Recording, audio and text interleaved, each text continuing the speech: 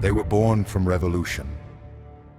A nation that has never been afraid of tearing the old world apart and rebuilding it in its own image.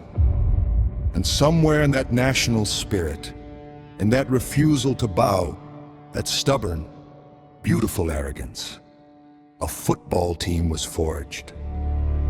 A team that carries, in its very DNA, the scars of heartbreak and the gold dust of glory. This is France.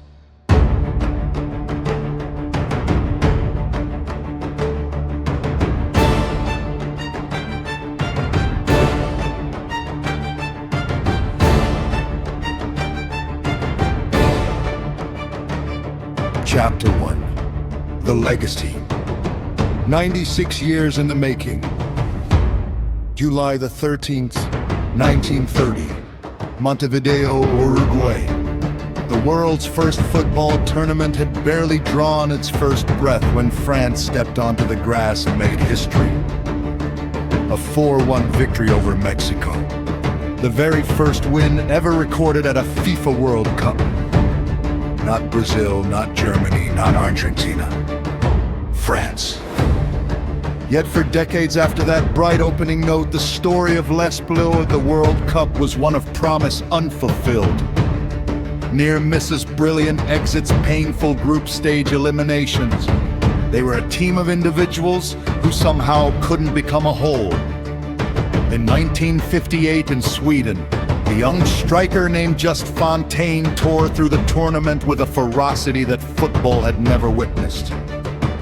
13 goals in a single World Cup. A record that still stands today, untouched, unreachable, like a mountain no one has climbed since France finished third. It wasn't enough, but it was a signal. Somewhere in this country, the game burned with a particular kind of fire. Then came 1982 Spain, the semi-final against West Germany in Seville. A match that many who watched it will carry to their graves as the greatest and most devastating in the history of the sport. France led. They were brilliant. They were transcendent. And then, they were gone. Lost on penalties, in the cruelest of fashions, to a German machine that knew how to win when winning mattered most. 1986, Mexico third place again. Michel Platini, the captain and the conductor, orchestrating passages of football so refined they belonged in a gallery, not on a pitch. But third place was not the destiny this team deserved. The 90s came, and France nearly disappeared entirely, failing to qualify for both the 1990 and the 1994 World Cups. A nation that had helped invent the tournament could not even earn a seat at the table. It was rock one. It was exactly what they needed. The golden summer. 1998, when France went in summer. There are summers that change nations. France 1998 was one of them. The tournament came home. Hosted on French soil in French stadiums under a French sky, and with it came a team unlike anything this country had produced. Not built on one superstar, built on a collective, on diversity, on the radical idea that a football team could mirror the face of its nation and be stronger for it. Zinedine Zidane, the son of Algerian immigrants from Marseille, a man whose feet seemed to communicate with the ball in a language no one else could speak.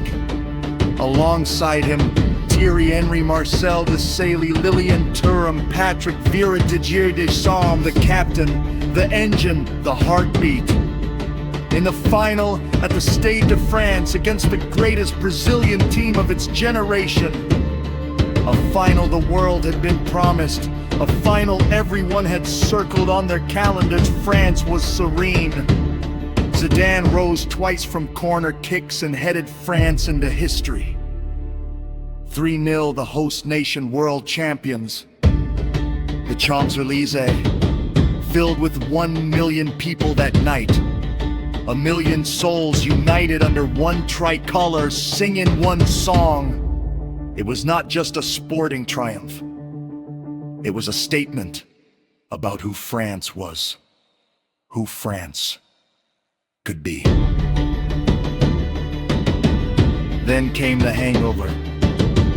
2002, South Korea and Japan. France arrived as defending champions, tournament favorites, the most feared team on earth. They were knocked out in the group stage without scoring a single goal. Not one. The champions had become the warning. The golden generation was aging, the invincible had become visible. 2006 gave France something to cling to. A run to the final, Zidane conducting his last great tournament. Until, in the final against Italy in Berlin, the world witnessed one of the most iconic and agonizing moments in the sport's history. A headbutt, a red card, and a penalty shootout France could not survive. Zidane was gone. The golden era was over. And for the next 12 years, France would wander. 20 South. Africa, France imploded publicly, spectacularly, almost comically. Players went on strike, a training session was boycotted. The coach delivered his team talk from outside the bus. They were eliminated in the group stage, returning home in shame. 2014, Brazil, a quarter-final exit to Germany. Improving, but not enough. The wounds were real, the doubts were louder than the hope. And yet, somewhere in the academies of Paris, of Lyon, of Bondy, a new France was being assembled. Not by design, by destiny. Chapter 3. The Return of the Kings. Russia, 2018, champions of the world again. Didier Deschamps. The man who had lifted the trophy as a player 20 years earlier was now the architect. Not the romantic that the supporters hunted, not the romantic that the press demanded, but something more important, a winner. His France in Russia was not always beautiful, but it was relentless. It was balanced. It was built to survive. A 19-year-old from Bondy, a suburb of Paris that had given the world nothing but concrete and aspiration, stepped onto the greatest stage football possesses and played as though he'd lived there his whole life. Kylian Mbappe. 4 goals, a pace that made defenders look as though they were standing still. In the round of 16 against Argentina, he tore apart a team built around Lionel Messi as though they were nothing. The world had not seen movement like that since Ronaldo in his prime. In the final in Moscow against Croatia, France were clinical. A contested own goal, a Griezmann penalty, a moment of Paul Pogba brilliance, a screaming Mbappe strike. 4-2. Didier Deschamps became only the 3rd man in history to win the World Cup as both player and manager. France was back on top of the world. Chapter 4. The night that still hurts. Qatar 22. The final that football will never forget. If the 22 World Cup final in Lusail Stadium was simply a football match, it was the greatest one ever played. But for France, it was something else entirely.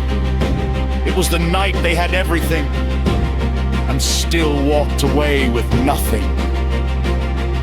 They came into that final as the defending champions, having survived the injury-ravaged campaign through force of will alone. Benzema injured, Pogba injured, Conte injured, Nkunku injured. A squad stripped of stars before the tournament had barely begun. And yet there they were, in the final, against Argentina and their captain, Lionel Messi, playing the tournament of his life, his last, desperate, beautiful chase for the one trophy that had always eluded him. For 66 minutes, France were outclassed. 2 goals down, flat disconnected. The world had already written the headline. And then, Mbappe. In a span of 97 seconds, he scored twice. A left-footed rocket, then a penalty, cold and precise, dispatched with the calm of a man who had done it 1,000 times. 2! The stadium erupted in disbelief. Extra time, Messi scored again. 3-2, Argentina, with minutes remaining. And then Mbappe again. A penalty in the 118th minute, making him the first player since Geoff Hurst in 1966 to score a hat-trick in a World Cup final. 3! The world was watching something that had no precedent, something that may never happen again. And then came the penalties, the lottery, the executioner's room. Koeman missed, Tchouaméni missed. Argentina won 4-2.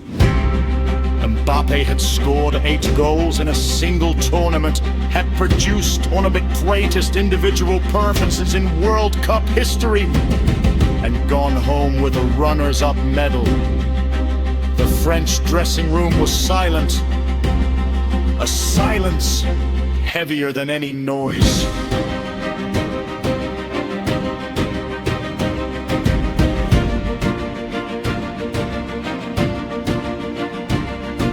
Silence has lived with this squad ever since. It lives in the pre-match preparation, in the training ground corridors, in the quiet moments before a big game when the mind returns without invitation to that stadium in Qatar. That silence is fuel. And in 2026, France intend to burn it.